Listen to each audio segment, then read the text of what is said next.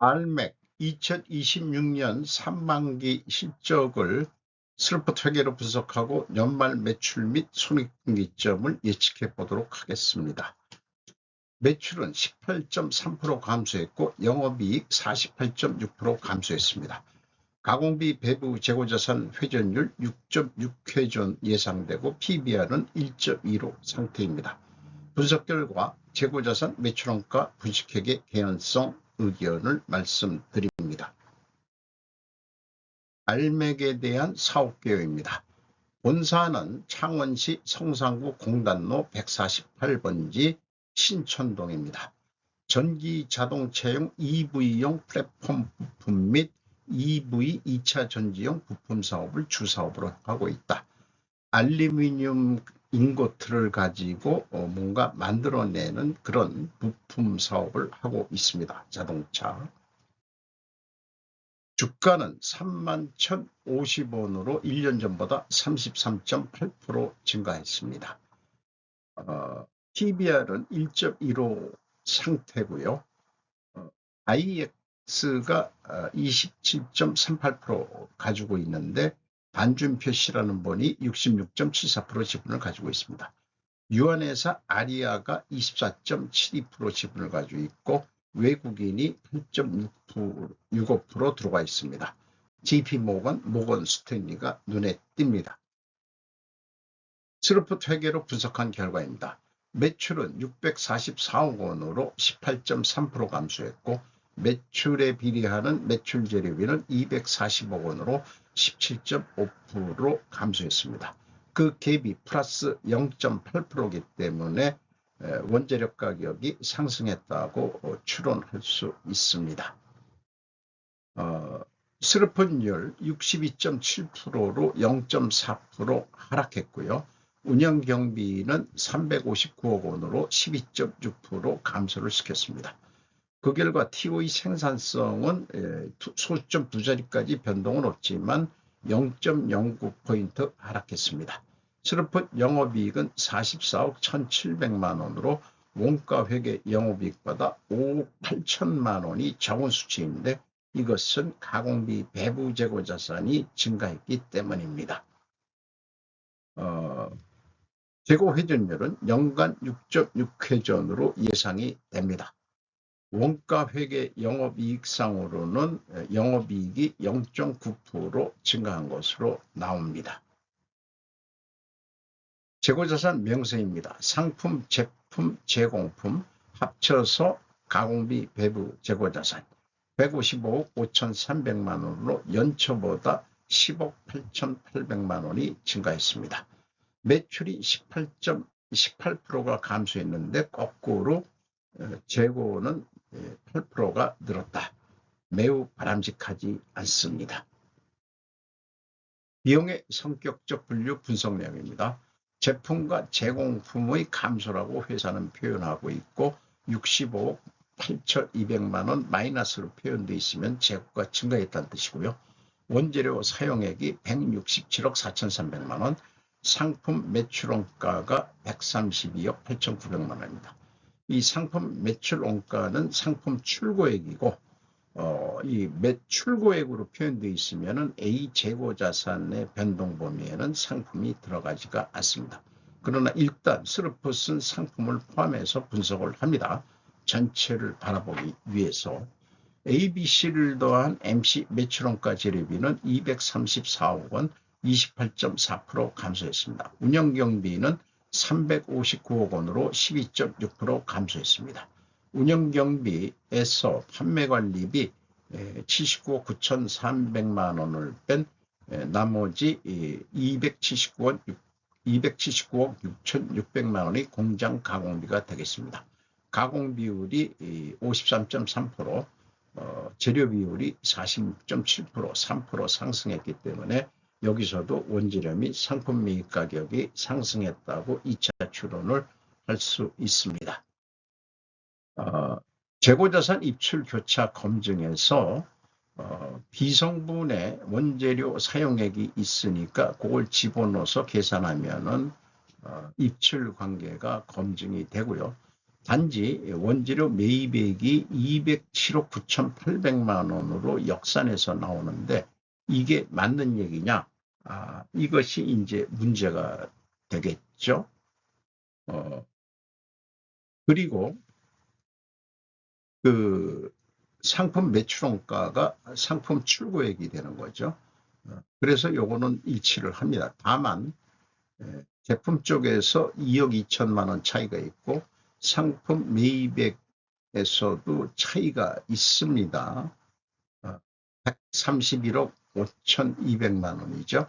이게 근데 주석에는 129억 9,700만 원으로, 그래서 이렇게 그 제품 차이가 있는 거 추적하기가 어려웠고, 그 다음에 상품 매입 주석액도 차이가 있습니다. 외주 용역비가 거꾸로 28억 7,300만 원이 크게 증가를 했습니다. 1단계 재고자산의 변동 검증, 1번은 상품 포함입니다. 10억 8,800만 원이 증가했습니다. 근데 비송부는 65억 8,200만 원 마이너스죠. 그 갭이 54억 9,400만 원인데 회사는 WCAI인 줄 알았는데 보니까는 비송분까지니까 전체 재고, 표기는 WCI로 했는데 전체 재고 자산을 하는 것 같습니다. 그거를 빼주면은 갭이 14억 3,800만 원인데 상품의 증감액을 다시 빼주더라도 차이가 13억 나고 전년도에는 무려 114억이나 크게 차이가 있습니다. 알맥 1단계 갭을 추적할 수 없다면 분식회계 개연성을 발동할 수밖에 없습니다. 총 제조 비용도 결국은 갭이 있습니다. 전년도가 더 갭이 컸습니다. 현금흐름표 기준은 일반적으로 딱 맞히죠. 그 회계법인들은 현금흐름만 가지고 아마 맞힐 겁니다. 원가 회계하고의 영업이익 차이 5억 8천만 원은 재고 증가액에서 가공비를 곱하면은 검증이 되는 거고요. 인건비 63억 4,300만 원 3.8% 증가했는데 직원 수는 155명으로 12명 감소했습니다. 작은 수치가 아니죠. 167명 직원이 있는 중에서 연간 평균 임금은 8,180만 원으로 11.8% 인상이 된 폭입니다. 중소기업이라보다도 이 정도 8천만 원 선이면은 중견기업 정도로 보입니다. 경영평가 지표로서 재고 회전율 떨어졌고 그 다음에 스루픈율도 떨어졌습니다. 어쨌든 동일 방향이면은 투명액의 가정은 일단 합니다. 그리고 총자산 회전율이 0.24인데 전년보다 떨어졌는데 이거를 연간 보더라도 0.5가 넘을 것 같지가 않습니다. 제조업에서 1 가까이 올라가야 좋은 건데 자기 자신의 어떤 총자산 역량이 발휘가 안 되고 있다는 얘기죠. 영업구매 평가 지표로 매출채권 수금 속도 2.5회전, 매입 채무 지급 속도는 6.1회전. 이 매입 채무를 돈을 빨리 준다는 얘기는 회사가 착해서 그렇다기보다도 원재료 매입액이 매입 공급자가 시장 우위에 있다는 얘기죠. 이 회사가 알루미늄을 사기 때문에 당연히 현금을 한 달에 한 번꼴이니까 현찰 주고 사고 있다고 볼 수밖에 없습니다. 두통 ROA 자본 회수율 10%로서 13.5% 하락했습니다. 자, 그 회계 투명성 가정을 세웠는데 이것을 입증하려면 원재료 가격은 상승하고 판매 가격은 인하가 돼야 됩니다. 원재료 가격이 상승했느냐? 29.8% 상승한 것으로 되어 있습니다. 판매 가격은 어떻게 됐느냐? 가중평균에서 36.9% 상승한 거, 전체 75.6% 영향력 내에서 그렇습니다. 공시 데이터를 그런데 모두 문자 속성으로 공시해서 정보 이용자들에게 모욕을 주고 있다. 너는 내게 모욕을 주었어. 그 결과는 죽음이다. 영화 패러디. 그거 무슨 이병헌이 나왔던 거에 김영철이가 한 얘기가 있죠. 이런 데이터들을 제가 계산하기 위해서 일일이 재입력을 했다는 거. 회사가 투명하든 말든 이렇게 공시를 하면은 그 회사에 대한 그 신뢰성이, 왜 공시하는데 숫자를 이용 못하게 왜 문자 속성으로 공시를 하느냐. 이게 경영주가 원하는 거냐, 아니면은 회계 실무자들의 그 뭔가 숨기고자 하는 게 있는 거냐. 그런 것들이 괜히 의심을 주게 하는 거죠.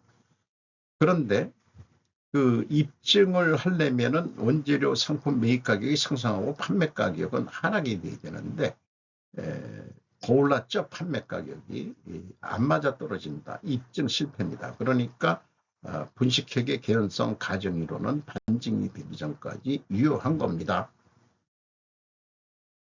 현금 흐름 재무지표, EAT 세후 현금 순이익 111억 원을 벌었습니다.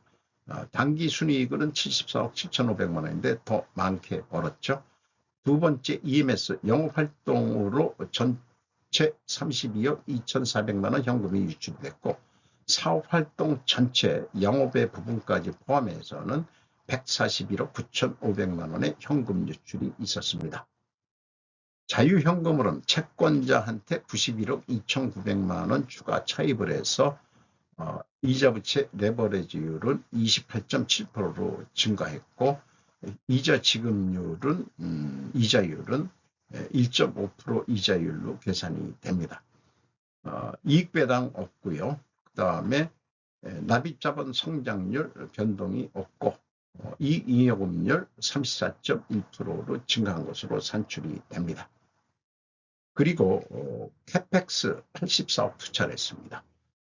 투자를 한다는 것은 고무적입니다. 그 3.5% 그 투하자본 대비 3.5%면은 낮은 수치는 아닙니다. 자산 재무 상태표입니다. 회사 규모는 2,699억 원 규모입니다. 자산 부채 계정입니다. 상반기 실적을 토대로 연간 작년보다 81.7%가 감소했어요.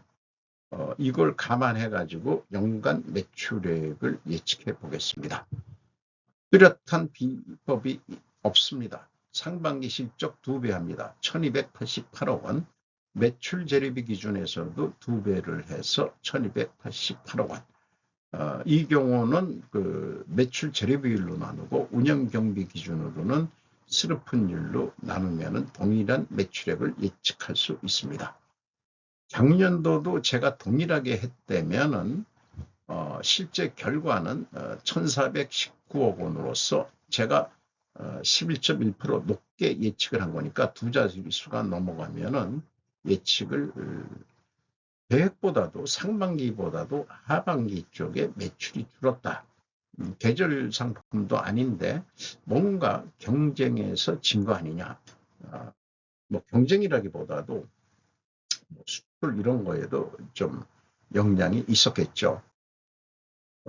전년도 손익분기점은 9.9월에 도달합니다. 근데 올해는 10.7월로 늦게 도달합니다. 0.8개월, 약 25일 늦어지니까 거의 한 달이니까 영업이익이 좀 줄어들 것 같은데 매우 안 좋은 징조죠. 실행 가능한 실행 계획을 세워보도록 합니다. 실행 계획은 조금 낮췄습니다. 97%로 1 더하기 97%로. 그래서 1268억 원 하지 않을까. 그런데 1270억 원으로 이렇게 그 확정을 하는 거로, 이렇게 했을 때 매출 달성 시기는 11.8개월 예상이 됩니다. 돈 벌 기회가 손익분기점이 10.7개월이니까 그 한 1개월 정도밖에 돈을 벌 기회가 없는 거죠. 자, 이럴 경우에 어떻게 이익을 더 낼 수 있겠냐? 재고 회전율을 동일 기간 내에 더 확실히 조금 돌리는 겁니다. 7회 전까지만 올려보자. 5.9%. 그러면은 매출액이 1344억 원이 됐을 때 이것도 1년 안에 도달할 것으로 예상이 됩니다. 그러면은 영업이익이 77억이었는데 100억 정도까지 올릴 수 있겠습니다. 추가 판매에 의해 가지고. 원가 회계는 재고가 10% 감소했을 때와 10% 증가했을 때 각각의 매출 원가를 고려해 봐야 되고, 재고가 감소했을 때는 좀 비싸게 팔아야 되고요. 14만 1,500원. 단단히로 그냥 비교해서 얘기합니다. 비교해서. 재고가 증가했을 때는 13만 8,400원에 팔아도 동일한 목표 이익은 낼 수 있다. 영업 입장에서는 그럴 수는 없으니까 부풀린 견적을 냅니다. 재료비 5만 9천원, 가공비 5만 5천원, 총 제조비용이 11만 4천원인데 판매관리비 16,000원 다 부풀립니다. 마진도 만원 해서 14만원에 납품하겠소. 그랬더니 스루프 쪽에서 12만 7천원이면 충분하다는데 뭔 얘기냐, 가격이 깎입니다. 그러면은 영업 적자가 나오게 되어 있습니다. 그러니까 분식회계를 할지도 모르죠. 그런데 이익을 내기 위해서는 어떻게 할 거냐? 매출원가율을 88%까지 줄이면은 손익분기점 정도가 나오겠습니다. 자, 88%까지 이게 매출원가율이 91.2%인데 가격이 12만 7천 원을 받는다면은 뭔가 부품 가격 하나라고 가정을 하는 거죠. 그러면은 88%까지 약 3% 정도 내려야 됩니다. 어떻게 내릴 거냐가 문제인 거죠. 매출 원가를 내려야 한다면 재고 생산을 하여 재고를 늘려 매출 원가를 낮출 것이냐, 또는 오일을 극단적으로 줄 것이냐, 그것이 원가 회계의 고질적인 문제이라는 것이죠. 다시 비교를 하면 12만 7천 원에 팔았을 때 스루폿은 7,700원 남는데 가격을 깎였기 때문에 원가 회계는 적자로 나옵니다. 그리고 매출을 더했을 때 스루폿은 매출에 비례하는 거니까 영업이익이 10,000원 이익을 나는데 추가 생산을 안 하고 재고가 있는 재고에서 판매하는 거라면은 영업이익은 손익분기점 수준밖에 되질 않습니다. 그래서 이것은 12만 7천 원, 1,270억 원의 매출액이 더 안 올라갈 경우에는 재고 생산을 안 하는 게 차라리 이익이 영업 손실이 더 적어진다는 것을 보여드리는 겁니다. 극단적인 경우를 한번 생각해 보는 거죠. 이상 마치도록 하겠습니다.